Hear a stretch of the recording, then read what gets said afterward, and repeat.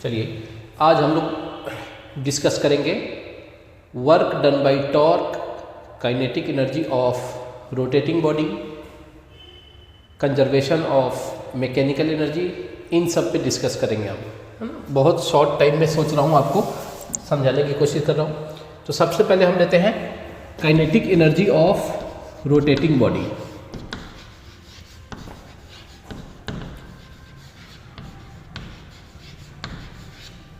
ठीक है, अब देखते हैं इसमें कोई भी बॉडी रोटेट कर रहा है तो उसके काइनेटिक एनर्जी को कैसे कैलकुलेट करेंगे।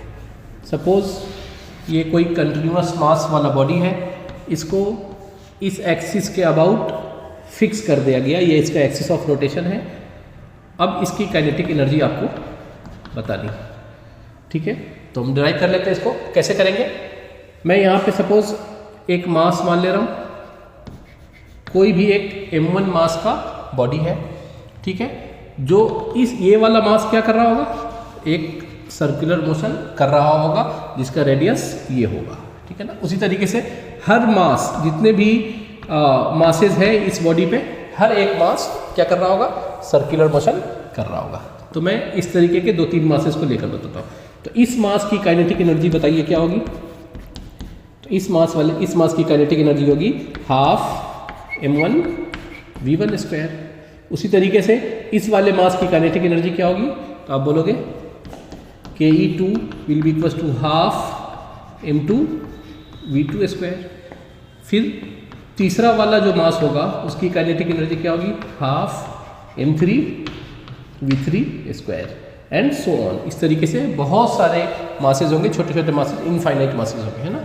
तो अब मैं टोटल काइनेटिक एनर्जी कैसे निकालूंगा, सबको जोड़ लूंगा। Half m1 v1 square plus half m2 v2 square plus half m3 v3 square plus, इस तरीके से बहुत सारे मासेस के लिए मैंने लिख लिया। अब आप यहाँ पे देखिए ध्यान से, इसकी वेलोसिटी मैंने क्या मानी, v1, नेट वेलोसिटी क्या मानी, v1। और इसके अंदर वेलोसिटी जो हो रहा होगा वो कैसा होगा, टेंजेंशियल डायरेक्शन में होगा, जिसकी वैल्यू क्या होगी, इसके लिए ये वाला r1 इंटू ओमेगा, क्योंकि हर एक मास सेम एंगुलर वेलोसिटी से रोटेट कर रहा होगा, सर्कुलर मोशन पे चल रहा होगा, सेम एंगुलर वेलोसिटी से वो चल रहा होगा। उसी तरीके से v2 क्या हो जाएगा, r2 तो बदलेगा लेकिन ओमेगा सब के लिए क्या रहेगा, सेम रहेगा। v3 क्या आ जाएगा, r3 ओमेगा, ठीक है। तो अब हम यहाँ पे रख लेते हैं हाफ m1 v1 की जगह क्या बोल दिया, r1 ओमेगा, उसका स्क्वायर करेंगे तो r1 omega square plus half m2 v2 की जगह क्या रख लिया, r2 ओमेगा, तो ये हो जाएगा r2 square omega square plus half m3 v3 की जगह रख लिया r3 स्क्वायर ओमेगा 3 का स्क्वायर, जब स्क्वायर करेंगे तो एंड सो ऑन, इस तरीके से ये चलता रहेगा। तो आप देखिए यहाँ पे सब में 1/2 और ओमेगा सब में कॉमन है, तो मैं कॉमन ले लेता हूँ, 1/2 और ओमेगा स्क्वायर कॉमन आ जाएगा। आपके पास क्या बचेगा, m1 r1 square plus m2 r2 square plus m3 r3 square plus, इस तरीके से। अब जब ध्यान से देखेंगे m1 r1 स्क्वायर क्या है, इस मास का moment of inertia, m2 r2 square क्या है, इस मास का moment of inertia, m3 r3 square क्या है, इस मास का मोमेंट ऑफ इनर्शिया। इस तरीके से सभी पॉइंट मासेस का मोमेंट ऑफ इनर्शिया आपने ऐड कर दिया, तो ये किसका मोमेंट ऑफ इनर्शिया आ जाएगा, पूरे बॉडी का। तो इसकी वैल्यू क्या आ जाएगी, हाफ आई ओमेगा स्क्वायर। तो किसी भी काइनेटिक एनर्जी, किसी भी बॉडी का काइनेटिक एनर्जी किसके इक्वल आ जाएगा, हाफ आई ओमेगा स्क्वायर, ठीक है ना। लीनियर वेलोसिटी में क्या होता था पॉइंट मास के लिए, हाफ m v स्क्वायर, है ना। 1 डायमेंशनल मोशन में होता था half m into v square, यहाँ पर हो जाएगा हाफ आई ओमेगा स्क्वायर। तो ये था kinetic energy of rotating body, ठीक है। इस पे एक क्वेश्चन देखते हैं, क्वेश्चन देख लेते हैं। एक स्फीयर है, सॉलिड स्फीयर, तो इस एक्सिस के अबाउट क्या हो रहा है, रोटेट हो रहा है। इसका मास सपोज 3 kg मान लेते हैं, इसका रेडियस 2 मीटर मान लेते हैं, ठीक है। अच्छा, अब इसकी आपको रोटेशनल काइनेटिक एनर्जी निकालनी है। ये दे रखा है आपका सपोज 2 रेडियन पर सेकेंड, ओमेगा दे रखा है 2 रेडियन पर सेकेंड, आपको ओमेगा दे रखा है। तो आप इसकी काइनेटिक एनर्जी कैसे निकालेंगे, ठीक है ना। सबसे पहली बात, ये कौन सा बॉडी है, सॉलिड स्फीयर, ये मैं आपको दे रहा हूँ। तो क्या जाएगा kinetic energy equals to simple half I omega square. यहाँ पे आप लिखोगे half I, moment of inertia of solid sphere क्या होता है 2/5 mr² इंटू ओमेगा स्क्वायर। तो यही पहले से, तो यहाँ पे क्या जाएगा 2 कट जाएगा 1/5। मास ऑफ बॉडी कितना दे रखा है आपको 3 kg। Radius is given as 2 metre, उसका स्क्वायर आ जाएगा 4 एंड ओमेगा इज 2, उसका स्क्वायर क्या आ जाएगा 4। तो 16 इंटू 3 आ जाएगा 48/5, 48/5 विच इज इक्वल टू 9.6। ये क्या जाएगा आपका काइनेटिक एनर्जी, ठीक है। तो ये रोटेशन हो रहा था इसके अंदर, तो हमने kinetic energy of rotating body का निकाल दिया 9.6 जूल। अब इसके बाद करते हैं आपको work done by torque, work done by torque. तो अब देखिए कैसे निकालेंगे वर्क डन बाय टॉर्क, ठीक है। अब यहाँ पे क्या करते हैं कि कोई भी एक बॉडी है सपोज इस तरीके का, इस एक्सिस के अबाउट वो रोटेट हो रहा है और इस वर्क डन बाय टॉर्क निकालना है ना। अब सपोज टॉर्क लग रहा है इसके ऊपर, तो कोई ना कोई फोर्स लग रहा होगा। अब सपोज मैं इसके ऊपर एक फोर्स लगा देता हूँ इस तरीके का, तो आपको पता है कि फोर्स का वो वाला कंपोनेंट जो आर के परपेंडिकुलर हो वही टॉर्क प्रोड्यूस करता है, ठीक है। तो अब मैं सपोज यहाँ पे इस पॉइंट पे ऐसा मान ले रहा हूँ, इस पॉइंट के लिए बेसिकली है ना, इस पॉइंट के लिए इसके मास को क्या मान लिया m1 मान लिया, ठीक है। तो अब ये वाला पॉइंट देखिए आप रोटेट होके कहाँ आएगा, इस तरीके का कुछ होगा। अगर मैं इसके एंगल को बहुत छोटा रखता हूँ d थीटा, तो ये वाला डिस्प्लेसमेंट जो है, जो अभी कर्व के फॉर्म में दिख रहा है, वो आपको कैसा दिखेगा, स्ट्रेट लाइन के फॉर्म में दिखेगा। सर्कल के पेरीमीटर का बहुत छोटा सा पार्ट है ना, तो वो कैसा दिखेगा ये वाला। अच्छा, अब इस डिस्प्लेसमेंट को मैं मान लेता हूँ ds, बहुत छोटा सा डिस्प्लेसमेंट। तो work done by this force will be equals to, इस फोर्स की वैल्यू f मान लेते हैं, तो work done will be equals to क्या होता है, वर्क डन का फॉर्मूला F.S। लेकिन यहाँ पे डिस्प्लेसमेंट बहुत छोटा सा है, तो हम क्या ले लेंगे, वर्क डन जो होगा वो कैसा होगा, बहुत छोटा सा F vector dot ds vector लगा देंगे। तो अब यहाँ पे देखिए आप F डॉट ds, अब देखिए ध्यान से। अच्छा, इसके बीच में एंगल कुछ मान लेते हैं, क्या मान लेते हैं भाई, फाई मान लेते हैं। तो क्या जाएगा F ds cos phi, F ds cos phi, ये आ गया आपका। अब ध्यान से देखिए आप F और cos phi, F cos phi, F cos phi क्या है, F cos phi into ds। F cos phi is component of force which is in the direction of displacement, ठीक है ना। और डिस्प्लेसमेंट का डायरेक्शन क्या है, आपके रेडियस वेक्टर के परपेंडिकुलर, ठीक है। तो अब यहाँ से क्या जाएगा F cos फाई। अब देखिए ds L equals to r theta होता है, length of arc equals to r into theta. तो ये लेंथ ऑफ आर्क यहाँ पे क्या है, ds is equals to r की वैल्यू तो r ही मान लेते हैं, और ये क्या है d थीटा, ठीक है ना।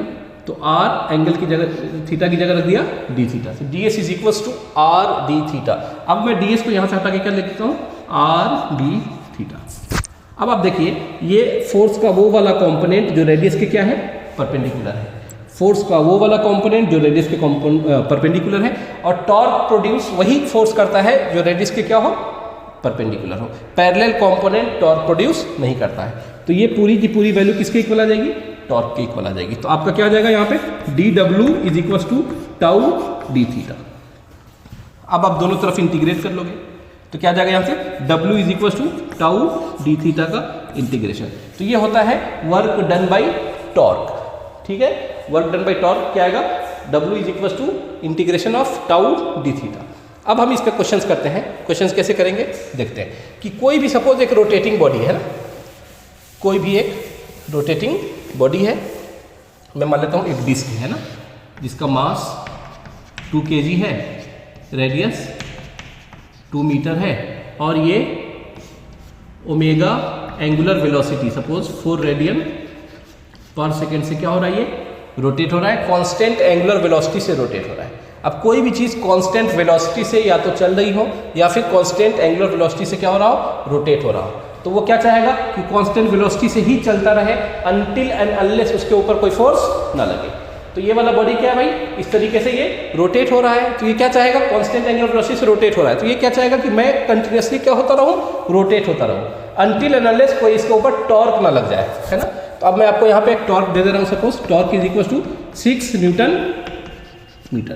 तो 6 न्यूटन मीटर का टॉर्क लगाने से क्या होगा, ये तो कांस्टेंट वेलोसिटी से चलना चाह रहा था, अब मैंने 6 न्यूटन मीटर का टॉर्क इसके ऊपर लगाया, तो धीरे धीरे इसका रोटेशन क्या हो जाएगा, कम होते होते क्या हो जाएगा, ये रुक जाएगा।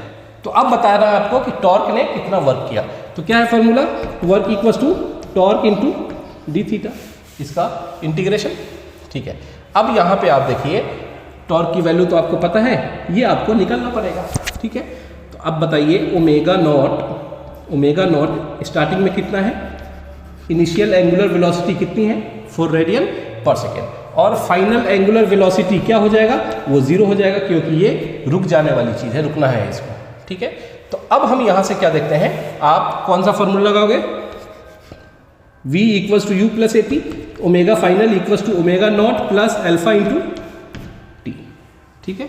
अच्छा, ओमेगा फाइनल आपको टाइम भी नहीं पता कितने टाइम के बाद रुक रहा है, और अल्फा भी आपको नहीं पता है, तो ये वाला फॉर्मूला लगाओगे, ओमेगा नॉट ओमेगा एफ का square equals to omega naught plus 2 alpha theta. यहाँ से आपको ना तो अल्फा पता है ना ही थीटा पता है, और क्या लगाओगे आप, s equals to u t plus half a t square, तो यहाँ पे लिखोगे आप omega naught t plus half alpha t square, ठीक है। आपको हर चीज में क्या चाहिए, या तो अल्फा की वैल्यू चाहिए या तो टी की वैल्यू चाहिए। तो अब देखिए हम कैसे निकालेंगे, टॉर्क आपको पता है, तो टॉर्क का फॉर्मूला क्या होता है, आई इंटू अल्फा। टॉर्क की वैल्यू आपको दे रखी है 6 न्यूटन मीटर, आई है डिस्क है ना, ये क्या है, डिस्क है, तो moment of inertia of disc क्या होता है, m r square by 2 into क्या जाएगा, अल्फा।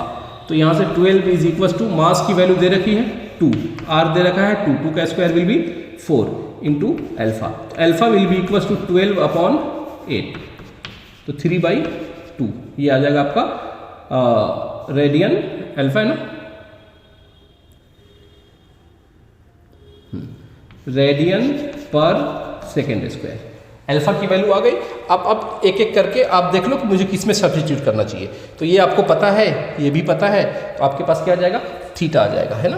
तो मैं यहाँ पे रख देता हूँ omega final will be equal to 0, omega naught is given as 4, उसका स्क्वायर आ जाएगा 16 प्लस 2 अल्फा की वैल्यू आ गई 3/2 इंटू थीटा, है ना। और यहाँ पे जो अल्फा लेंगे, याद रहे आपका रिटार्डेशन हो रहा है ना, ये तो कांस्टेंट वेलोसिटी से चलना चाह रहा था, कांस्टेंट वेलोसिटी से रोटेट करना चाह रहा था, बट आपने टॉर्क लगाया, यानी यहाँ पे अल्फा जो होगा वो क्या होगा, निगेटिव होगा, तो यहाँ पे जो वैल्यू आएगी वो क्या आएगी, माइनस, ये कट जाएगा, तो 16 इज इक्वल टू 3 थीटा, तो थीटा इज इक्वल टू 16/3, तो वर्क डन क्या आ जाएगा, work done will be equal to tau theta, है ना। आप देखो इंटीग्रेट करोगे टाउ डी थीटा को एक एक करके, तो क्या आ जाएगा, टाउ थीटा, तो tau is equal to 6 and theta is given as 16/3, so work done will be equal to 96/3, तो it will be 32 joule newton metre, है ना। तो ये आ जाएगा आपका वर्क डन बाई टॉर्क, ठीक है। अब हम इसके बाद करते हैं कंजर्वेशन ऑफ मैकेनिकल एनर्जी। ये छोटे छोटे टॉपिक है लेकिन बहुत इंपॉर्टेंट है, क्वेश्चंस बहुत ज़्यादा बनते हैं इसके ऊपर, तो कॉन्सेप्ट में बिल्कुल क्लियरिटी होना चाहिए कि भाई रोटेटिंग बॉडी का मोमेंट ऑफ इनर्शिया क्या होता है, सॉरी रोटेटिंग बॉडी का काइनेटिक एनर्जी क्या होता है, तो हाफ आई ओमेगा स्क्वायर, ठीक है। रोटेटिंग बॉडी पे टॉर्क कितना वर्क करता है, तो आप बोलोगे tau is equal work done is equal to tau d theta, rotating body पे टॉर्क कितना वर्क करेगा, तो it is given as this. अब हम लगाते हैं conservation of mechanical energy, conservation of mechanical energy, इसको हमने वर्क पावर एनर्जी में भी बहुत डिटेल्स में देखा था। सेम चीज यहाँ पे लग रहा होगा कि conservation mechanical energy, mechanical energy का मतलब kinetic energy and potential energy, kinetic energy and potential energy. इसको कंजर्व रहने के लिए सबसे पहला कंडीशन क्या है कि force should be conservative, force should be conservative. आपको जो भी फोर्स लग रहा है इसके ऊपर वो कैसा होना चाहिए, कंजर्वेटिव होना चाहिए। दूसरी बात, नो नॉन कंजर्वेटिव फोर्स, इसको चाहो तो लिखो चाहे मत लिखो, आपने एक तो लिख ही लिया है कि फोर्स शुड बी कंजर्वेटिव, तो नॉन कंजर्वेटिव फोर्स नहीं होना चाहिए, इसको अलग से मेंशन करने की जरूरत नहीं है, है ना। अच्छा, कंजर्वेटिव फोर्स में क्या क्या आ जाएगा आपका? Gravitational force, spring force. Non conservative force में क्या आ जाएगा? एयर रेजिस्टेंस, फ्रिक्शन, ये सब कैसे हैं? Non conservative force. तो अगर सिर्फ और सिर्फ कंजर्वेटिव फोर्स लग रहा है तो उसका मैकेनिकल एनर्जी कंजर्व होगा। अगर इसके अलावा कोई दूसरा फोर्स लग रहा है, सपोज, है ना, इसके अलावा कोई दूसरा फोर्स लग रहा है तो एनर्जी कंजर्व नहीं होगा। लेकिन अगर इसके अलावा दूसरा फोर्स लग रहा है और वो फोर्स वर्क डन, उस फोर्स के द्वारा वर्क डन 0 हो रहा है, ठीक है ना, तो आप इसको चाहो तो लिख लो, ये इंपॉर्टेंट पॉइंट है कि work done by any external force if present, अगर कोई एक्सटर्नल फोर्स प्रेजेंट है, शुड बी जीरो। अगर कोई एक्सटर्नल फोर्स प्रेजेंट है कंजर्वेटिव फोर्स के अलावा, तो पहली बात कि कंजर्वेशन ऑफ मैकेनिकल एनर्जी नहीं लगेगा। लेकिन अगर वही एक्सटर्नल फोर्स 0 वर्क कर दे रहा है तो आपका एनर्जी कंजर्वेशन लग जाएगा। अब इस पे क्वेश्चंस कैसे बनते हैं वो मैं देखता हूं। देखिए यहाँ पे कि भाई एक रॉड है इस तरीके का, इस एक्सिस के अबाउट उसका रोटेशन होना है, उसको एक थिन थ्रेड से, है ना, आपने बांध रखा है और सडनली आपने क्या कर दिया, उसको कट कर दिया। तो अब देखिए यहाँ पे जैसे ही कट होगा ये यूं ऐसा आना चाहेगा और ऐसे आते आते आपसे ये पूछा है कि इस टाइम पे इसकी एंगुलर वेलोसिटी क्या होगी। ठीक है, समझ गया क्वेश्चन कि एक रॉड था जो इस तरीके से हैंग कर रहा था, आपने सडनली क्या कर दिया, यहाँ से छोड़ दिया, तो इस तरीके से वो रोटेट होना चाहेगा। ठीक है, अब इसकी एनर्जी या इसका इस पॉइंट पे एंगुलर वेलोसिटी क्या होगा। तो क्या लगाएंगे हम इसमें, कंजर्वेशन ऑफ मैकेनिकल एनर्जी, कि भाई जितने भी फोर्सेज है, ग्रेविटेशनल फोर्सेज है, इसके अलावा कोई फोर्सेज नहीं है। एयर रेजिस्टेंस वगैरह मेंशन नहीं किया है तो आप इसको नेग्लेक्ट मानते चलोगे। तो जिस टाइम पे कटिंग होगी इसके अंदर रोटेशन होने का मेन रीजन क्या होगा, ये वाला फोर्स। इसके रॉड के लेंथ को मान लो L, मास को मान लेते हैं M। तो अब जो इसके यहाँ पे फोर्स लग रहा होगा इस टाइम पे, कट करते टाइम फौरन कौन सा फोर्स लग रहा होगा यहाँ पे, जो रोटेट कराएगा, दैट इज mg, है ना। अच्छा, कट करने से पहले क्यों नहीं रोटेट हो रहा है, क्योंकि एक फोर्स नीचे mg की तरफ लग रहा है और एक फोर्स टेंशन की वजह से ऊपर लग रहा है, तो वो बैलेंस हो गया, जिसकी वजह से टॉर्क प्रोड्यूस नहीं हो रहा है। जैसे ही कट हुआ ये mg क्या चाहेगा कि ये वाला रॉड रोटेट होके नीचे की तरफ आए। तो इस टाइम पे बताइए टॉर्क कितना है, तो आप बोलोगे mg इंटू L/2। अब मैं यहाँ पे लगा लेता हूँ काइनेटिक एनर्जी और मैकेनिकल एनर्जी का कंजर्वेशन। तो यहाँ इस पॉइंट को अगर मैं u बराबर 0 मान लेता हूँ, है ना, इस पॉइंट पे पोटेंशियल एनर्जी कितनी है, 0 है। तो starting potential energy plus starting kinetic energy will be equal to starting final potential energy plus final kinetic energy. तो इस पॉइंट पे पोटेंशियल एनर्जी कितनी है, 0। इस पॉइंट पे अभी वेलोसिटी काइनेटिक एनर्जी कितनी है, तो आप बोलोगे कोई मोशन है ही नहीं, कोई वेलोसिटी है ही नहीं, तो काइनेटिक एनर्जी भी क्या है, 0। अब हम आ जाते हैं यहाँ पे, ठीक है ना। तो जब ये रॉड इस तरीके से यहाँ पे आ चुका होगा तो इस टाइम पे पोटेंशियल एनर्जी क्या होगी, आपको याद रहे ये क्लास में कराया जा चुका है वर्क पावर एनर्जी में, कि यहाँ पे जो पोटेंशियल एनर्जी लेंगे हम, ये कोई पॉइंट मास नहीं है, ये कंटिन्यूअस मास है ना। तो उसके सेंटर ऑफ मास को ही हम कंसिडर करेंगे, ये वाले पॉइंट को। तो अब बताइए इसकी फाइनल पोटेंशियल एनर्जी क्या होगी, आप बोलोगे mgh होता है, mg, लेकिन वो नीचे की तरफ है और कितना है उसका सेंटर ऑफ मास का लेंथ ओरिजिनल हाइट से L/2, नीचे की तरफ है तो क्या लगा दिया, minus, it will B minus mg L/2 plus final kinetic energy. तो यहाँ पे काइनेटिक एनर्जी क्या होगा इसका, हाफ I ओमेगा स्क्वायर। ठीक है, तो अब इसको मैं इस तरफ ले आता हूँ, तो it will B mg L/2 half moment of inertia of this rod will be mL²/3। ये काफ़ी बार डिस्कस हो चुका है, ठीक है, ये आपको पता होना चाहिए, इंटू ओमेगा स्क्वायर। देखिए m से m कट जाएगा और 2 से 2 भी कट रहा है, एक L से एक L भी कट जाएगा, तो क्या जाएगा ये 3g/L, एम आई राइट। हाँ, तो ओमेगा की वैल्यू क्या आ जाएगी, omega square will be equal to 3g/L। तो आपका आंसर आ जाएगा omega will be equal to 3g/L, √3g/L। इस पॉइंट पे इसकी एंगुलर वेलोसिटी जो होगी 3g/L। ठीक है ना। अच्छा, एक चीज इसमें और समझने वाली बात यह है कि जैसे जैसे यहाँ तक तो क्वेश्चन आपका खत्म हो गया, ठीक है ना। अच्छा, अब मैं आपको बताता हूँ एक चीज कि सपोज कटिंग होने के बाद, ये थ्रेड कट होने के बाद ये रॉड ऐसा हो गया होगा, फिर एक टाइम पे ये रॉड ऐसा हुआ होगा, इस तरीके से ये रॉड क्या हो रहा है, रोटेट हो रहा है। तो जैसे जैसे ये नीचे की तरफ आ रहा है उसके टॉर्क पे इफेक्ट क्या पड़ रहा है, टॉर्क क्या कर रहा है, देख रहे हैं। अब बताइए, जब ये हॉरिजॉन्टल था तो mg नीचे लग रहा था और r किस डायरेक्शन में था, हॉरिजॉन्टल डायरेक्शन में था। इन दोनों के बीच में एंगल कितने थे, 90 डिग्री। तो इस टाइम पे मैक्सिमम टॉर्क प्रोड्यूस हुआ होगा। अब जब यहाँ पे आ गया होगा तो mg कहाँ लग रहा है, mg तो नीचे ही लग रहा है, लेकिन r क्या है, r। अब इसके बीच में एंगल 90 डिग्री नहीं रहा, ठीक है। तो अब जो टॉर्क प्रोड्यूस होगा पहले के मुकाबले कम होगा, ठीक है। और इस पॉइंट पे आने के बाद क्या हो जाएगा, angle of force fix axis of rotation से क्या कर रहा है, पास कर रहा है। तो यहां पे जो टॉर्क प्रोड्यूस होगा वो कितना होगा, 0।